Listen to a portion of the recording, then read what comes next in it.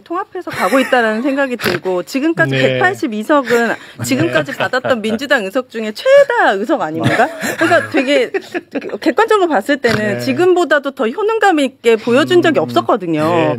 그렇기 때문에 이 통합은 민주당은 이미 된 것 같고 저는 이제 그 이외의 세력을 통합하고 싶으시다면 그거는 정권 교체 이후에 우리가 하나하나씩 과제를 풀어가듯이 하면 어떨까. 아니 뭐 와서 대선 주자냐 뭐 이런 얘기들이 나오니까 그분들로서는 좀 당황스럽기도 한 것 같아요. 그 점 충분히 이해가 가고요.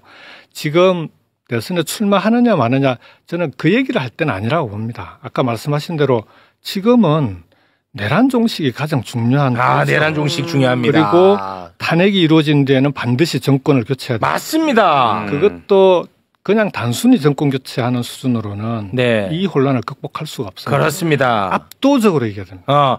이제 억울하게 징역을 살았다고 그렇죠. 생각해요. 남들은 괜찮아요. 당신 죄 없이 징역 살았어요. 이렇게 얘기를 하지만 본인은 죄송합니다. 저 때문에. 이렇게 얘기하고 그렇게 갔으면 저는 정말 멋있게 복귀를 할 수 있었다고 생각하는데 그거 너무 좀 안타깝고요. 지금 다시 정치를 재개하고 싶잖아요. 대권 도전도 하고 싶잖아요. 전 좋다고 봐요. 그러면 지금 이 국면에서는 착한 2등이 되는 전략을 써야 돼요. 굿 루저. 근데 지는데 진 줄 알고 하는데 이 과정 속에서 자기를 선보이고 경선을 재미있게 만들고 그리고 패배했는데 굉장히 좋은 모습으로 사람 다음에 한번 눈여겨봐야 되겠는걸 라고 사람들이 생각할 수 있도록 하는 방식으로 해야 되는데 지금은 이미 그 기회를 반는 게 상실했어요. 이번 요 며칠간. 지금도 완전히 늦지는 않았다고 봐요.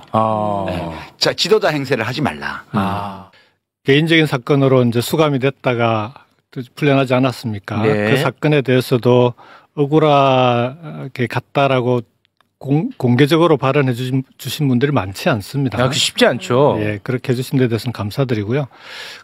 그러나 저는 그 사건에 대해서 국민들께 여러 번 죄송하다는 말씀을 드렸습니다. 어떤 연유로 연루가 됐던 정치인으로서의 처신에 문제가 있기 때문이다. 결과적으로 보면. 그로 인해서 저도 도지사직을 중도에 그만둬야 됐고 경남도민들께는 정말 죄송한 일이고 그렇습니다. 국민들께도 그 이후에 여러 가지 부담을 드린 부분이 있기 때문에 그 점에 대해서는 여러 번 기회가 있을 때마다 죄송하다는 말씀을 드렸다는 점을 이 자리에서 다시 한번 밝히고요. 착한 2등 전략 얘기를 제일 많이 들었어요.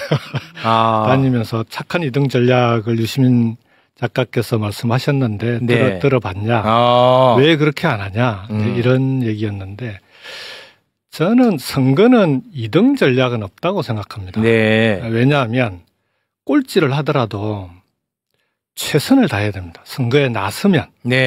그리고 그 결과에는 깨끗하게 승복해야 되고요. 결과가 나오면 그 경선에서 이긴 후보를 위해서 마치 자기 선거처럼 띄워주는 것이 그게 아름다운 경선이고 그래야 국민들께서 감동을 하죠. 근데 2등이 되기 위해서 나는 이번 선거에 그냥 나서서 다음을 도모하기 위해서 선거에 나선다. 그런 후보들이 경선에서 함께 뛰면 그 경선이 국민들에게 감동을 줄 수 있겠습니까? 할 수 있는 만큼 최선을 다해야죠. 그런 의미에서 2등 전략은 없다. 오히려 할 수 있는 최선을 다하는 것이 그게 민주당이 하나의 팀으로 만드는 데 도움이 된다. 이렇게 말씀을 드리고 싶습니다. 제가 국민들께 송구한 부분이다라고 말씀을 드립니다. 그 당시에 해외에 나갈 거냐 아니면 국내에 남아서 그러니까 당과 함께 정치 말씀하신 대로 선거에 출마하지는 않더라도 당을 도울 거냐라고 했을 때 저로서는 오히려 남아있는 게 당에 부담이 될 수도 있다고 생각했습니다. 여러 가지 당의 정황상. 그래서 그것보다는 해외에 나가서 좀 더 많은 걸 보고 와서 오히려 당이나 국가 국민에게 도움이 되는 그런 길이 낫지 않을까라고 이제 해외 유학을 갔던 건데요. 사실 이제 복권이 안 된 상태라 뭐 말이 해외 유학이지 어떻게 보면은 뭐 유배를 갔다라고도 볼 수 있는 거 아니겠습니까? 그래서 제 나름대로는 그런 뜻에서 해외를 다녀왔고요. 그 기간 동안에 계엄이 발생을 한 거죠. 마지막에. 맞습니다. 계엄이 일어날 줄 알았으면 미리 들어왔을 텐데. 이제 그 부분은 그 당시에 계엄 당시에 싸워주신 우리 국민들 그리고 계엄이 빠른 시일 내에 해제될 수 있도록 해준 국회에 대해서는 정말 감사드리고 그래서 계엄이 발생하자마자 저는 바로 귀국하겠다라고 다음 날 바로 귀국하셨죠. 바로 왔습니다. 네. 오자마자 국회에 가서 이재명 대표 그다음에 우원식 의장님께 감사하다라는 제 감사 인사와 함께 해외 교민들께서 그렇게 고마워하시더라고요. 네. 이 계엄 때문에 완전히 국격이 땅에 떨어졌다가 맞습니다. 다시 빠른 시일 내에 회복한 거 아닙니까? 네. 대한민국의 민주주의 회복력을 보여준 셈이라 네. 교민들께서 그 부분에 대해서 정말 감사해서 그 뜻도 함께 전달을 했습니다. 네. 그래서 이 부분은 그런 점에서 결론적으로 국민들께는 대단히 함께 하지 못해서 숭고하다 이렇게 네. 말씀을 드리겠습니다.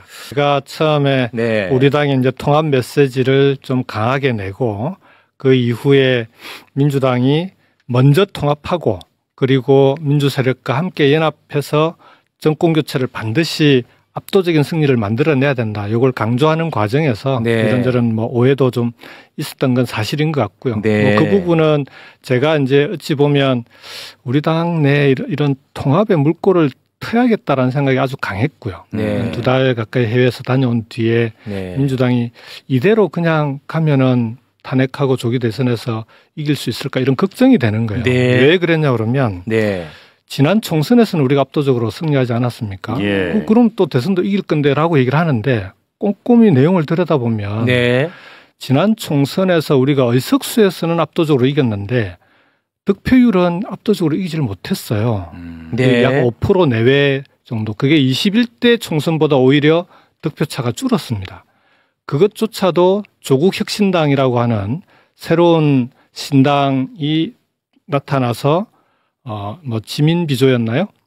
조국혁신당은 비례는 조국혁신당을 찍고 네. 지역구는 민주당을 찍자고 하면서 투표장으로 유권자들이 나갈 수 있도록 만든 그 결과가 이렇게 나온 건데 대선은 그 총선처럼 똑같이 치러질 수가 없지 않겠습니까? 네. 대선은 항상 어렵죠. 그렇죠. 그래서 대선에서는 그러면 우리 민주당의 또는 우리 민주진영의 후보가 그 표들을 온전히 다 받아 안을 수 있어야 되는데 그러려면 일단 민주당부터 먼저 통합하고 그다음에 민주 세력 다른 야당하고는 반드시 연합을 통해서 함께 해야만 총선 때처럼 압도적인 승리가 가능하지 않겠냐. 이 문제 제기를 했던 겁니다. 그 어느 때보다 잘 통합해서 가고 있다는 생각이 들고 지금까지 네. 182석은 지금까지 받았던 민주당 의석 중에 최다 의석 아닙니까?